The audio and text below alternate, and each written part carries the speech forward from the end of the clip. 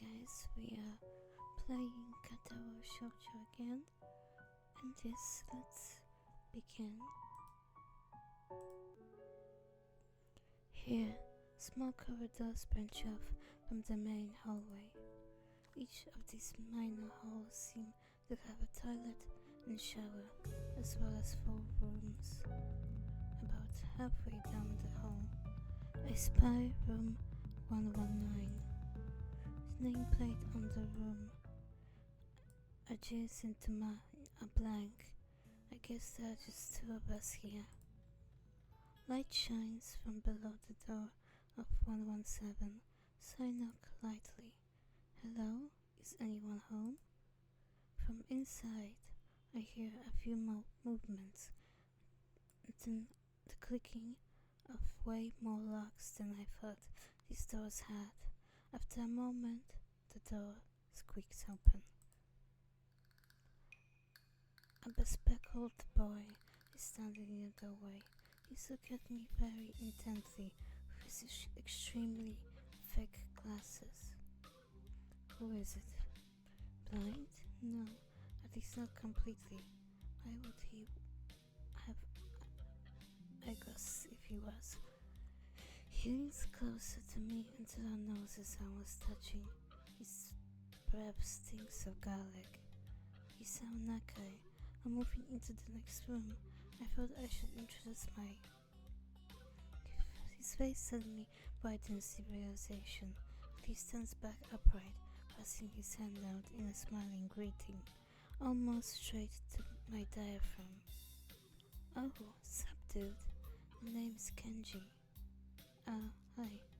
I take Kenji's sweaty hand and shake it, still a little rattled by the sudden change of attitude and vehement welcome.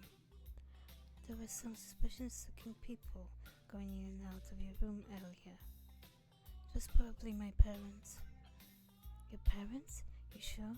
Because they could have been some other people too. You can't judge a book by its cover. His out-of-place proverb is playing between us awkwardly as I try to think of some way to respond. I'd say the chances are high enough. He shudders and makes some exaggerated hand gestures. You're a brave man, Hisao. Me? I don't think I could trust the chances. The only one I trust is myself. Does that mean I shouldn't get to know you either? He thinks about this for a while. A wise decision. Damn, you're smarter than you look. Probably. What do you look like? I hope not smart. He squints his eyes and leans closer again, but I lean backwards to touch it. Never mind, it doesn't matter. With that he turns, fumbles around for a moment in search of the door handle, and shuts the door behind him. I slide the key into the lock of the door marked 119.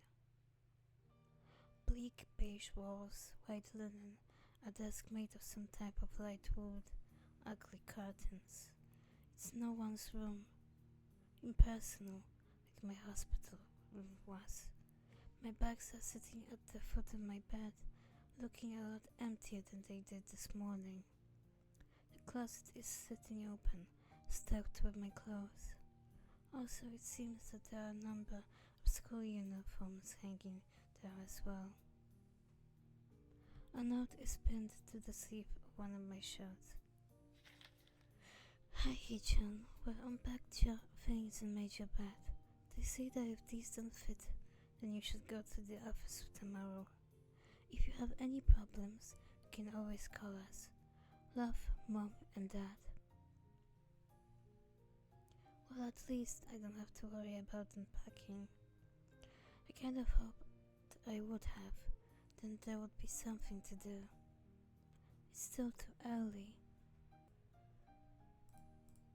I put the note down on the desktop and lie down on the bed, feeling drained. Lying there makes me want to read something, but I have nothing with me. I wonder if the hospital conditioned me for wanting to read whenever I have nothing to do. The restless urge just keeps growing until I have to stand up. Maybe it's stress or something. I was pretty nervous about it before coming, and for the entire day today too. I still am, I think. Damn, I have to distract myself somehow, so I won't be this unnatural all the time. Tomorrow I'll go borrow some books from the library. Yeah, I'll do that. But for now, the bottles of medication neatly arranged on my night table catch my eye. I pick up one and shake it just to hear the contents rattle inside, and then read the glued-on pharmacy label. Hisao Nakai, 2 tablets daily to stay alive. It doesn't really say that, but it could just as well. It's kind of twisted, having your life depend on chemicals like this. I resent it a little, but what choice do I have? With a sigh, I begin a new daily ritual of taking the right number of pills from each bottle, being careful to check the correct dosages. I lie down again, feeling hollow and uncertain. After that, I keep staring at the blank, unfamiliar ceiling for a long time. It doesn't start looking any more familiar, not even after darkness falls and long shadows draw across my room like fingers. The sheets feel slightly more comfortable, warm and nest-like against the chill that passes the room temperature here. Soon the lighter shade of darkness that is the ceiling looks like every ceiling does at night, and it becomes the only thing I recognize anymore. The night beckons me to sleep, and I feel the coldness of unfamiliarity and feel creeping up my spine once again. I keep drifting further away from the world I knew.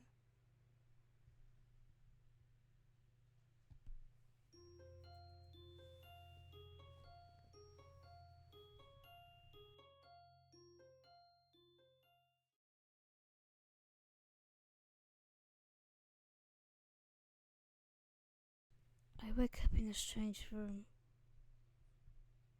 Solid morning light shimmers against the light grey ceiling. I had forgotten to draw the curtains closed last night. This is my room, isn't it? My room. This is the 3rd room this year that I'm supposed to call mine. Various things around here remind me that indeed it's me who is supposed to be the one living here. My bag's on the floor, my new school books on the desk, my numerous medications on the night table. I stare at the bottles for a moment, deliberating until I open a bottle, shake out a pill, and pop out a tablet from a fall sheet. I down them with a chaser of water without thinking about the chemistry. My uniforms are in the closet. I slink out from under the sheets and stretch my back before dressing up. Putting on a new school uniform feels like dressing in someone else's clothes. The artificial smell of generic detergent invades my nose, but the feeling of fresh cloth against my back is a good one, a natural one. It feels like a school uniform, as it should. It's not much different from what I'm used to wear before. That goes for other things too. So far, this place seems more or less like a normal school, except for the people. I think back to my talk with Kenji yesterday. Misha's constant laughter and Shizune's sweeping sign language gestures. Well, I've only met 3 students so far. Maybe they aren't that normal, but I'm sure others are. Perhaps people like them are what passes for normal around here. Yeah, what does pass for normal around here? What do people do? I didn't see a lot of kids hanging out around after classes yesterday, so maybe there are clubs. If so, I wonder if I should join one. All through class, the question remains on my mind. so I decided to ask Shizune about it when we split into groups. After all, she did say if I had anything I wanted to know, I should ask her. She crosses her arms and shifts her gaze slowly to Misha, who looks more preoccupied with trying to grind the eraser of her pencil down so that the top is perfect and evenly flat. Sorry, Shi-chan. Is there something you wanted from me? Oh, I see. That's a good question, Hee-chan. My first thought is that she means she doesn't know, which is worrying. Maybe I'm being too negative. Well, anyway, Misha, please don't put me right.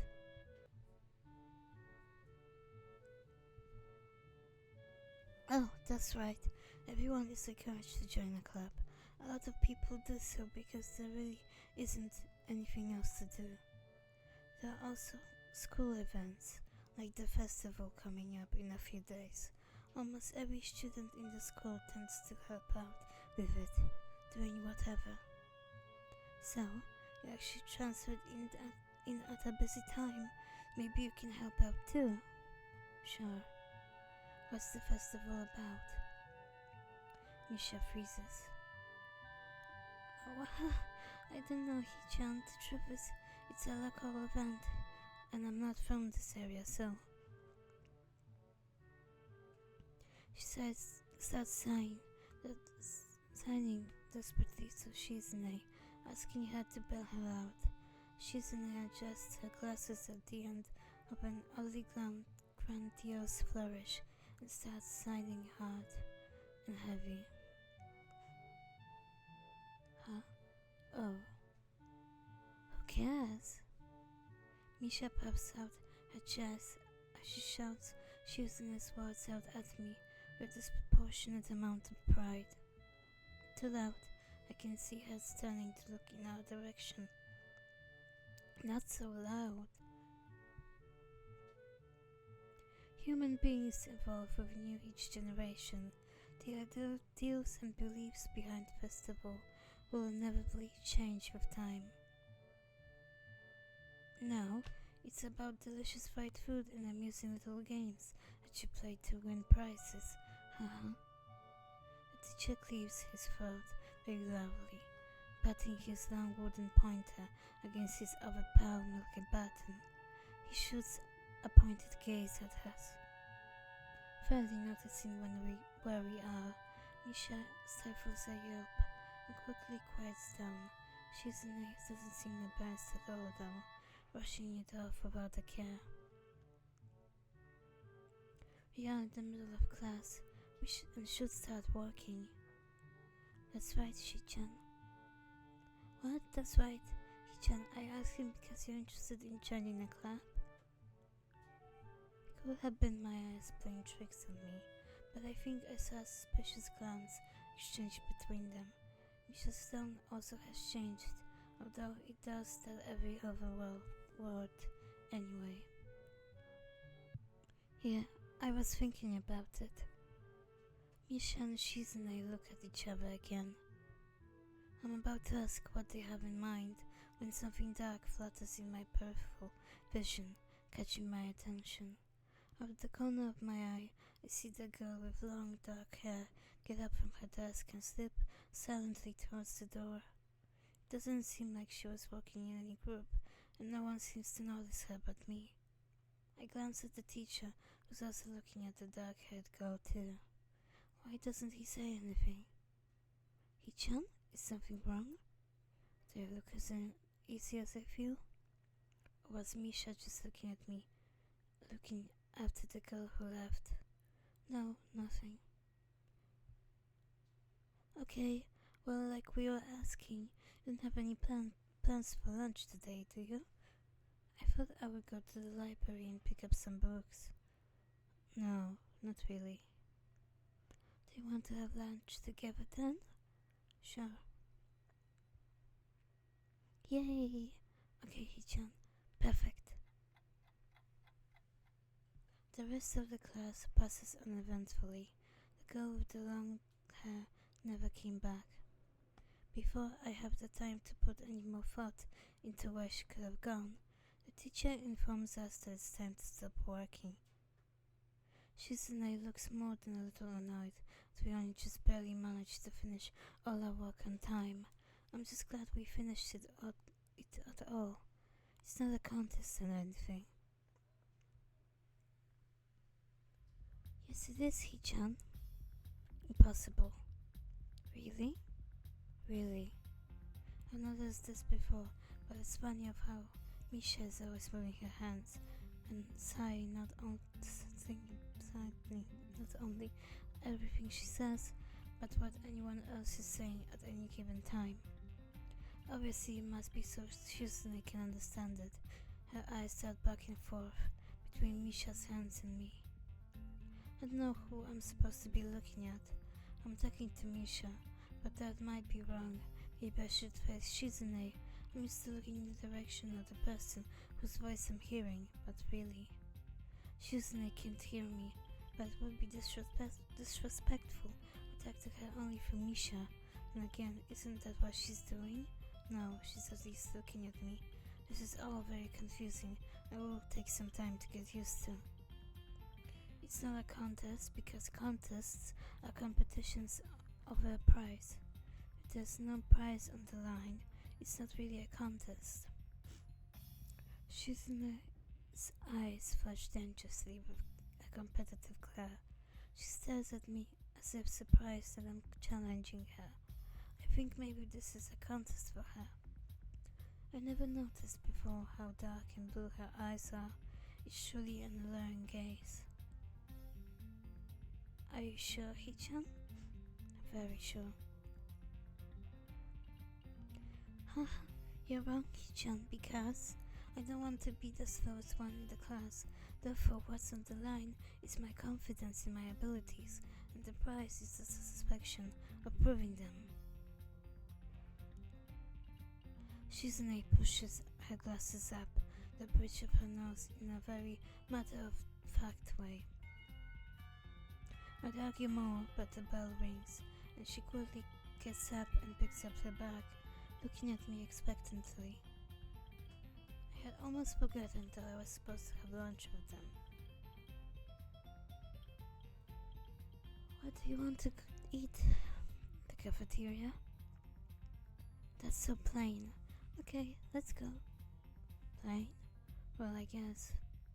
At my old school, I liked to eat outside, near the back of the building. It was a good spot, but I didn't find it until near the end of my freshman year. I wonder if there is a similar place to it here. Misha seems to imply as much. Shizune and Misha pull me towards the cafeteria, which is surprisingly not packed. Maybe some students favor eating in classroom or outdoors. I saw some of my classmates at boxed lunches. After we finish eating, Misha picks up where we left off earlier. So, Hichan, you want to know about clubs and stuff, right? Right, Shichan. Okay, I guess it makes sense to ask first. Exchanging little nods of confirmation, they turn to face me again, and Misha straightens her posture as if she's about to deliver a speech. Hichan, do you have anything you're really interested in? I used to play soccer, but I'm not really into it. I don't follow the teams and players or anything like that. As of late, I usually just read a lot. There is a book club, right, Shichan? Right, but it seems like they have all the members they can possibly have right now. Sorry, Hichan. It's a really popular club. Okay, but more to the point, Hichan. Does this mean that you don't have anything already in mind? Not really. Good, great. That's great, Hichan. Really great. Why is it so great? No reason. Well, Hichan, other than clubs and the upcoming festival, there is one other thing. Student council. I see, I didn't know the school had a student council. This was very melodramatic setup. They would choose to tell me that. I'm pretty sure the two of them noticed because Shizune looks a little embarrassed about it. and Misha is laughing. Shizune quickly takes control of the discussion in a manner of speaking. After all, it's the Misha who has to voice whatever she says.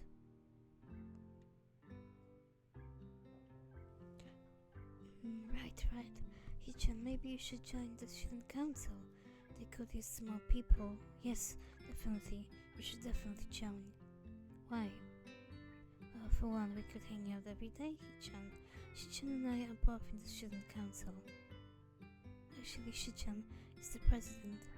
I'm starting to get suspicion that Shizune and Misha might not exactly be the most unbiased people to talk about this with. As if reading my mind, Shizune quickly adjusts her glasses and sighs something to Misha. Of course, we're not trying to get you to join just because you would obviously benefit from you joining the student council. The thought have an incentive to try and get you to. So you're admitting that? No, we admit nothing. I mean, Hichan, of course it would be nice if you joined. We appreciate it. But even without all that, joining the student council shows a healthy interest in the workings of one's school. Yep, it's true, Hichan. Besides, don't you want to spend time with us after school, Hichan? I can't tell if she's being genuine or if this is just really good acting. Both of them seem to be trying hard to look the cutest, although they are already pretty cute to begin with. Alrighty, I think that's it for today. And I'll see you guys next time. Bye bye.